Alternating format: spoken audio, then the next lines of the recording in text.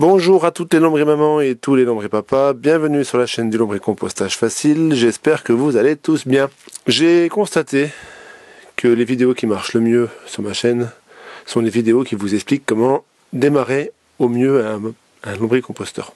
Alors certains vont dire que j'ai déjà documenté cet aspect-là avec ma série concernant justement le démarrage pendant une année d'un plateau de lombricompostage. Aujourd'hui, je vais faire un tout petit peu différent parce que je considère que les 40 premiers jours du démarrage d'un lombricomposteur sont cruciaux. Si on a bien franchi ces 40 premiers jours, il n'y a plus aucune difficulté ensuite parce qu'on est sur la bonne trajectoire. Et je vais documenter, non pas semaine par semaine, mais jour par jour, ce que je fais concrètement dans mon démarrage. Je vais pas faire comme la vidéo d'avant où j'avais pesé mes verres et tout ça, je veux juste illustrer les principes. Je vous invite à regarder cette vidéo jusqu'au bout. Soyez bien attentifs à la fin, je vous expliquerai l'une des clés principales de la réussite d'un lancement d'un lombricomposteur. Alors pour faire cet exercice-là, il faut des ustensiles hors du commun. Il faut un peu de nourriture qu'on retrouve ici. Il faut un apport carboné. Alors moi, mon apport carboné, c'est du carton que j'ai broyé, mais ça peut être n'importe quoi d'autre. Je ferai une vidéo spécifique là-dessus plus tard, parce que ça prend du temps et il faut que je documente. Et il vous faut de l'eau. Je vais vous montrer là. Attention, ça c'est l'effet spécial de la mort. Gros zoom, de l'eau dans un bac. Il faut un bac de lombricompostage. Et c'est pas forcément le bac de lombricompostage que vous devez avoir. Ça va être n'importe quel bac. Ça peut être un seau, ça peut être n'importe quel récipient avec un peu de volume.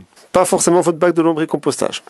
Vous comprendrez à la fin pourquoi. Alors l'exercice, il est ultra compliqué. Il consiste à prendre votre apport carboné là et à l'humidifier comme une éponge.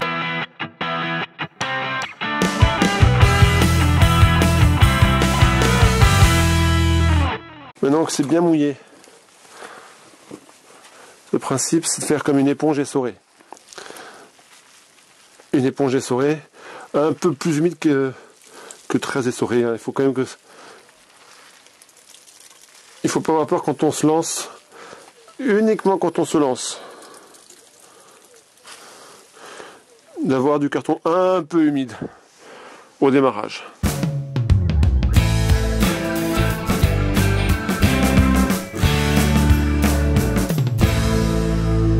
Je vais décompacter tout ça. Ça se décompacte d'ailleurs assez bien, vous voyez. Voilà, ça c'est une litière d'enfer. Parce que c'est super aéré.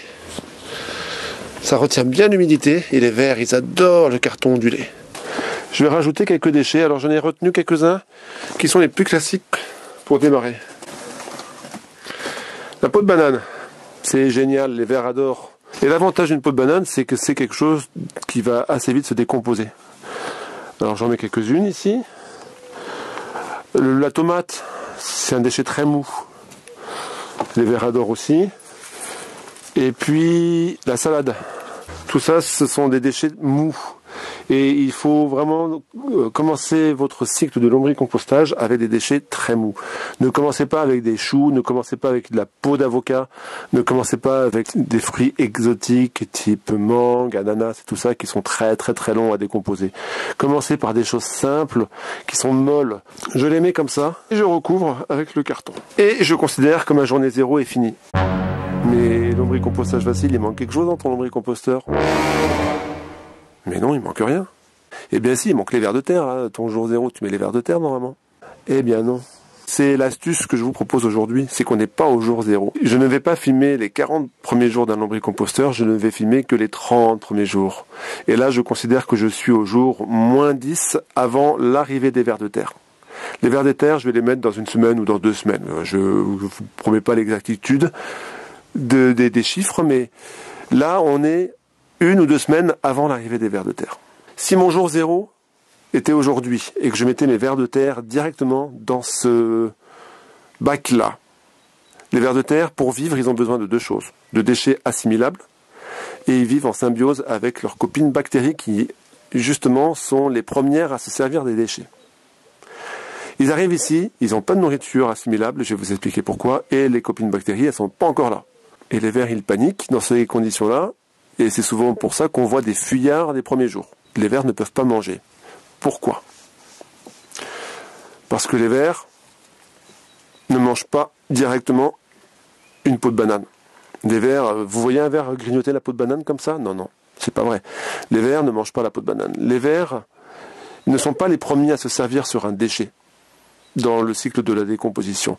Dans ce cycle-là, ce sont d'abord les bactéries et les micro-organismes type champignons et insectes type collemboles, acariens, qui vont d'abord se servir et vont d'abord manger la peau de banane et la transformer en une espèce de bouillie que les vers vont pouvoir sucer. Les bactéries, pour qu'elles agissent, il leur faut une dizaine, une quinzaine de jours pour pouvoir transformer ce déchet-là en quelque chose que les vers de terre vont pouvoir manger. Vous devriez commencer à voir là où je veux en venir.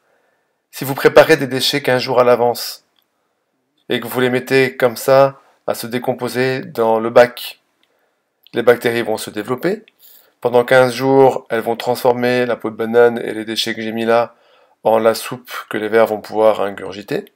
Quand je vais les mettre dans une dizaine de jours, dans ce lombricomposteur, les vers vont trouver à leur disposition de la nourriture assimilable pour eux et des copines bactéries et se sentiront parfaitement à l'aise. C'est le truc que je vous recommande qui est peut-être le truc le plus utile que j'ai jamais donné jusqu'à présent. Pour démarrer, en fait, considérez que vous démarrez 15 jours avant l'arrivée de vos vers, récupérez un récipient, mettez-y des déchets mous, mettez-y de la litière que vous humidifiez et recouvrez le tout. Et faites en sorte qu'il y ait de l'oxygène qui circule dans ce bac-là pendant 15 jours.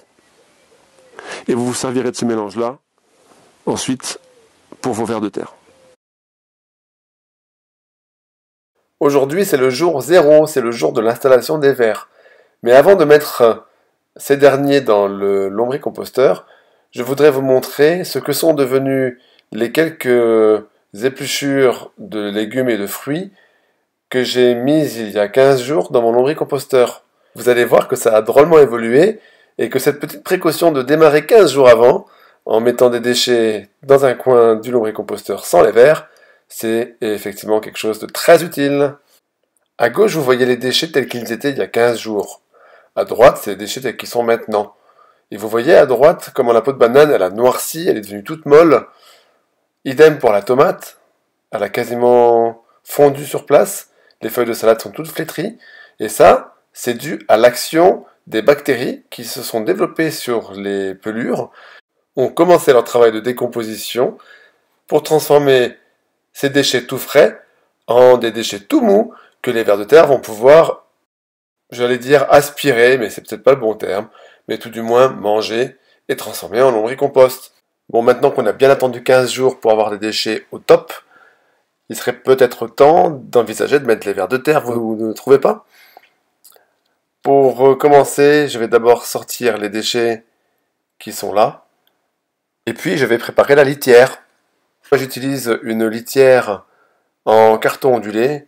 C'est un matériau que les vers de terre adorent parce que ça permet une bonne oxygénation du lombricompost et puis les vers aiment bien s'y mettre et c'est souvent des zones de reproduction.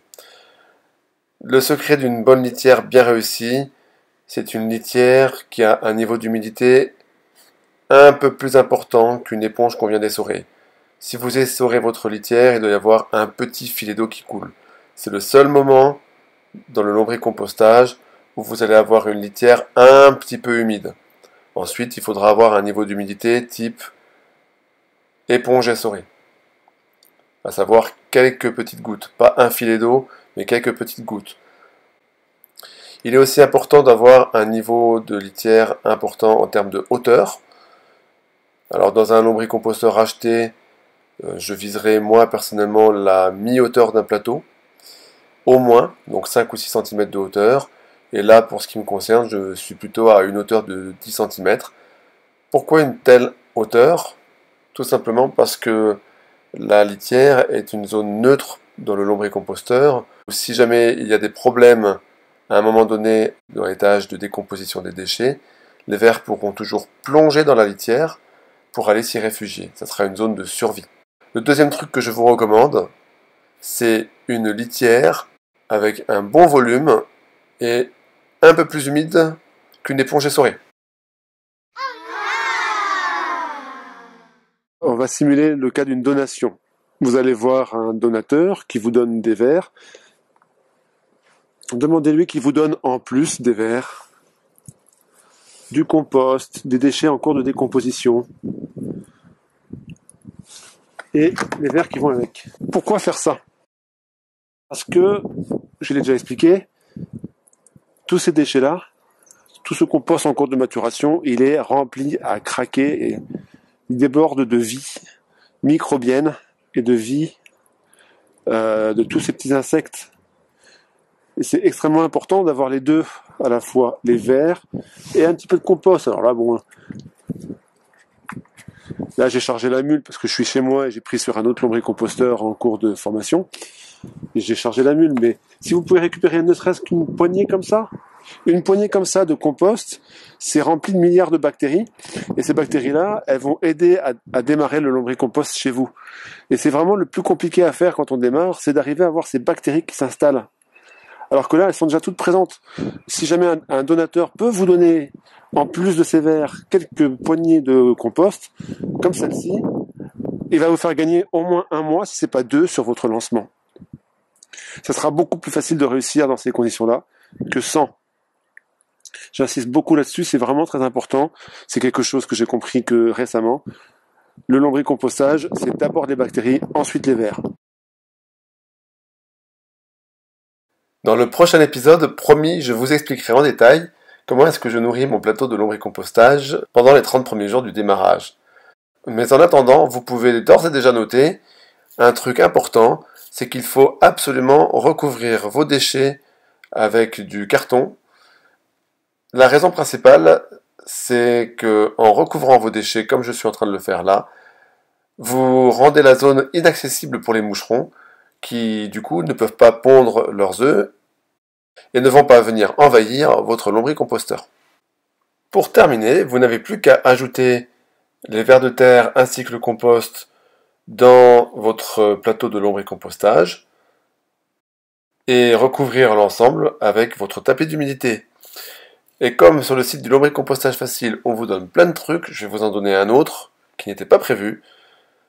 Plutôt que d'utiliser un tapis d'humidité en chambre que vous aurez acheté sur un site internet ou dans votre magasin préféré, je vous recommande très vivement d'utiliser une vieille serpillière toute bien usée dont vous ne voulez plus vous servir. Cette serpillière a plusieurs avantages une fois qu'elle aura été essorée et débarrassée de tous ses produits toxiques. Le premier avantage, c'est qu'elle absorbe très très bien l'humidité, et le deuxième avantage, c'est que les vers ne la mangent pas. Vous revenez 1 an plus tard, elle est toujours là. Votre joli tapis d'humidité en chambre que vous avez acheté sur internet, il est très très beau dans votre plateau de lombricompostage, et vous revenez 1 mois plus tard, il n'y a plus de tapis d'humidité, il faut en racheter un autre. Alors c'est bien de faire le bonheur des sites marchands, mais c'est quand même mieux de conserver son argent pour investir dans encore plus d'écologie. Par exemple, il ne vous reste plus qu'à fermer votre lombricomposteur. Ici, j'utilise un couvercle de fortune qui n'est ni plus ni moins qu'un autre plateau de lombricomposteur rempli de carton.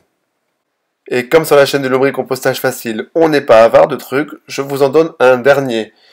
Il est fréquent dans les premiers jours de la mise en place d'un lombricomposteur que vous assistiez à quelques fuites de vers parce qu'ils n'ont tout simplement pas l'habitude de leur nouvel environnement. Dans ces cas-là, un petit truc simple consiste à simplement mettre une serpillière humide au pied de votre lombricomposteur pour que si jamais vous ayez des fuyards, ils trouvent une zone d'accueil suffisamment humide sur laquelle ils puissent atterrir. Comme ça, vous les récupérez le lendemain matin et vous les réintégrerez dans le lombricomposteur. On va regarder pour voir si ça se passe bien, hein. Et juste, on va soulever et puis on va regarder, hein. Même pas en rêve! Je vais vous montrer jour après jour ce que je fais pour réussir le lancement des 30 premiers jours.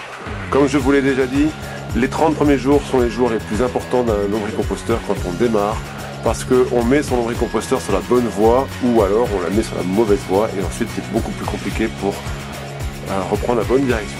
Je vais vous montrer au travers de cette vidéo comment est-ce que je procède moi pour réussir mon lancement. Et ensuite, à la fin de cette vidéo-là, je vous renverrai vers les vidéos que j'ai déjà faites sur le lancement d'un lombricomposteur, semaine après semaine, mois après mois, pendant 1 an. Qu'est-ce que je fais le jour numéro 1? Je ne fais rien.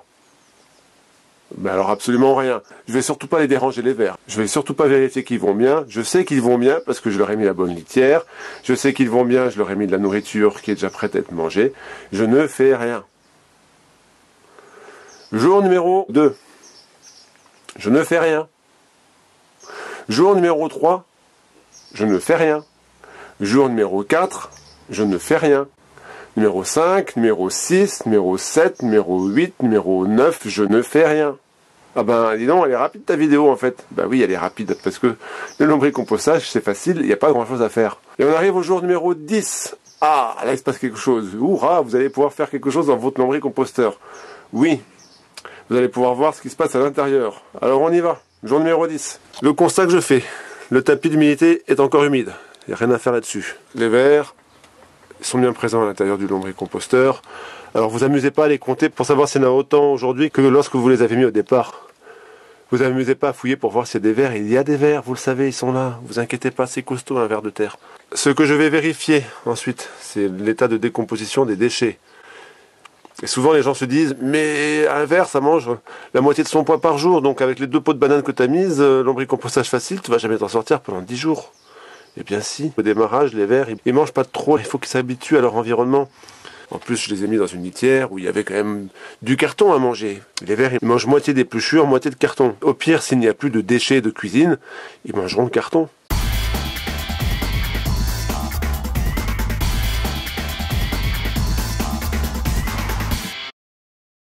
Alors ça, je vois ici là,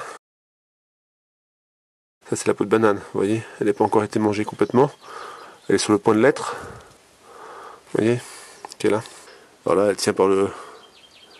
Elle tient à peine, vous voyez. Hop là. Elle est vraiment sur le point d'être dégustée par les vers. Elle n'est pas encore complètement mangée. Ce qu'on voit là, c'est un petit peu de la feuille de salade qui reste. On voit donc que les vers se sont nourris, que tout va bien, et il n'y a absolument aucun souci. La nourriture, par contre, commence à se faire rare. Et je vais en rajouter. Votre meilleur conseiller dans le lombricompostage, ce sont vos yeux et un petit peu de jugeote et de bon sens. Si vous voyez que la nourriture n'a pas été mangée, n'en rajoutez pas.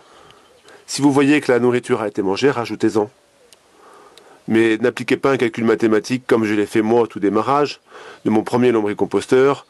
2 points, ouvrez les guillemets, les vers de terre mangent la moitié de leur poids par jour en déchets. Donc je vais leur mettre la moitié en poids de déchets tous les jours, quoi qu'il arrive. Parce que j'ai mis 250 grammes de verre au démarrage, donc du coup j'ai mis un peu plus de 100 grammes de déchets par jour de cuisine, et j'ai fait exploser mon lombricomposteur. C'était pas une bonne idée. De toute évidence, les déchets sont sur le point d'être mangés, il ne reste plus. Alors vous n'êtes pas obligé d'attendre qu'il ne reste plus du tout, hein. Vous pouvez ajuster en fonction. Vous pouvez rajouter des déchets, comme je viens de le faire ici, mais en gardant des proportions raisonnables. 1 ou 2 poignées de déchets maximum au bout de 10 jours. J'ai une banane pleine et 3 pots de banane, plus quelques dosettes de café. Un déchet de cuisine est riche en azote, et pour que ça marche bien, le lombricompostage, comme le compostage d'ailleurs, pour que ça marche bien, il faut équilibrer les apports carbone-azote.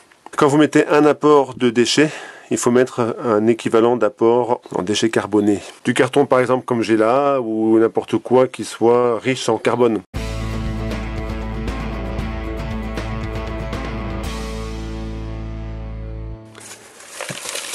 Autre truc, enfin c'est toujours le même truc que je répète, mais quand vous nourrissez, recouvrez vos déchets. Alors je mets du carton neuf. Vous pouvez aussi, par exemple, prendre de la litière qui est ici et vous en servir pour venir recouvrir vos déchets. L'avantage c'est que cette litière-là, elle comporte plein de bactéries et ces bactéries vont aller se répandre sur vos déchets récents et elles vont accélérer le processus de décomposition. Si vous faites ça, c'est moins bien que si vous faites ça. Vous nourrissez cette moitié-là et vous laissez cette moitié-ci de lombricomposteur sans rien du tout. Si jamais il y a un problème pendant la décomposition de ces déchets-là, les vers pourront aller se réfugier ici. Alors que si vous déclenchez une fermentation sur l'ensemble de la surface de votre plateau, les vers n'auront aucun endroit pour se réfugier et vont mourir. Voilà, laissez toujours une zone libre, une zone de sécurité. Vous mettez une petite quantité de déchets que vous allez augmenter progressivement avec le temps, mais pour l'instant, c'est vraiment les premiers jours du démarrage, les premiers jours de votre lombricomposteur, vous ne mettrez pas beaucoup de déchets.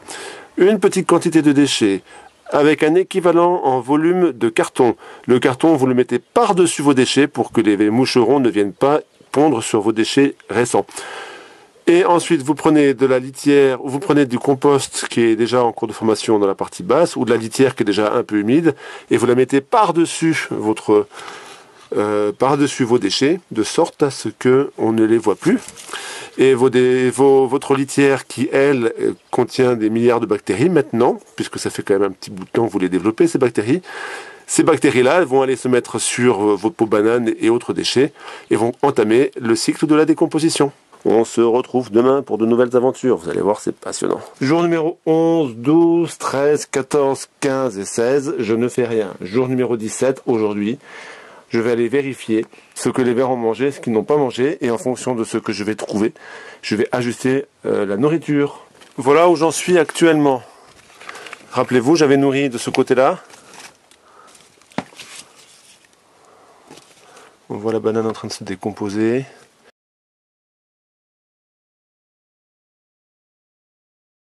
Je vais rajouter un petit peu de nourriture, mais pas trop. Mouchoirs, les dosettes de café. Pour les dosettes de café, quand vous démarrez, n'hésitez pas à les ouvrir comme je fais là. Parce que ça permettra d'être plus rapidement consommé par les vers.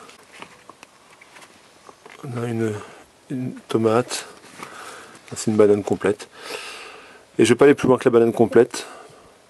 Je vais recouvrir juste les déchets avec du carton, un volume de carton pour un volume de déchets.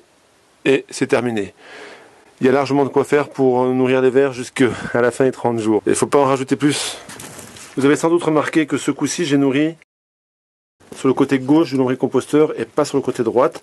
Tout simplement parce que je ne veux pas entasser les déchets. Là, je sais qu'il n'y aura plus de départ de fermentation vu que les déchets sont sur le point d'être consommés par les vers. Voilà. Alors que là, celui que j'ai rajouté, la banane que j'ai rajoutée là, elle n'a pas encore passé cette première phase-là. C'est peut-être un peu sec, tiens. Il faut que je regarde le tapis d'humidité. Non, le tapis d'humidité, je le vois, il est lourd. Il est chargé d'humidité. Je vérifie son humidité à la main. Vous voyez, c'est suffisant. Donc c'est pas mal. Les jours se sont passés dans mon lombricomposteur que je viens de démarrer et je n'ai absolument rien fait. Je le trouve un tout petit peu sec. Mon tapis d'humidité est humide, mais il est plus dégoulinant.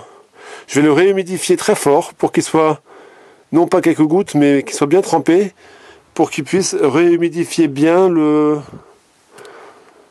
lombricomposteur. Il doit y avoir même pas 1 millilitre et j'ai absorbé la moitié. Allez, 20 centilitres. Hors de grandeur, à peu près. Je vais le mettre directement sur le lombricomposteur. L'humidité va retomber.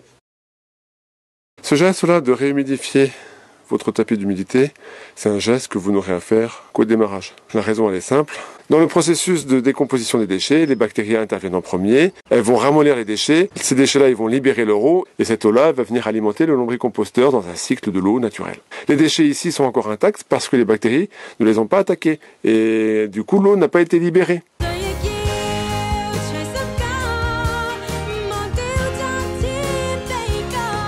Sans cette eau libérée dans le lombricomposteur, le cycle de l'eau n'est pas encore en place. Ce qui fait que il faut rajouter un petit peu d'eau, comme je viens de le faire, doucement, en petite quantité, régulièrement s'il le faut, jusqu'à temps que le cycle se mette vraiment en place. Et là, vous aurez ensuite un autre problème, c'est que vous allez avoir trop d'eau. Si j'avais vu que l'ensemble de mes pots de bananes étaient déjà toutes molles, toutes prêtes à être mangées par les vers de terre, j'aurais rajouté de nouveaux déchets frais. Mais là, c'est pas le cas du tout. J'ai vu des feuilles de salade, j'ai vu des pots de bananes, ce qui est la preuve que le cycle se met en place doucement, mais que c'est pas la peine de rajouter de déchets. Donc vous voyez, pour l'instant, je l'ai nourri que 3 fois. Pour que le cycle se mette en place dans les 30 premiers jours, les enjeux majeurs de ce lombricomposteur sont l'arrivée des bactéries pour qu'elles puissent décomposer les déchets, pour que ces déchets-là puissent être mangeables par les vers, pour que l'eau soit libérée et que le cycle se mette en place. J'espère que cette série sur le démarrage d'un lombricomposteur vous a plu. et qu'elle vous sera utile pour mieux appréhender les premiers jours si inquiétants d'un démarrage. Je vous ai remis tous les trucs et astuces que je vous ai proposés dans cette vidéo, en espérant que ça vous permettra de réussir à tous les coups. Je vous souhaite de passer une bonne fin de journée, à bientôt, salut!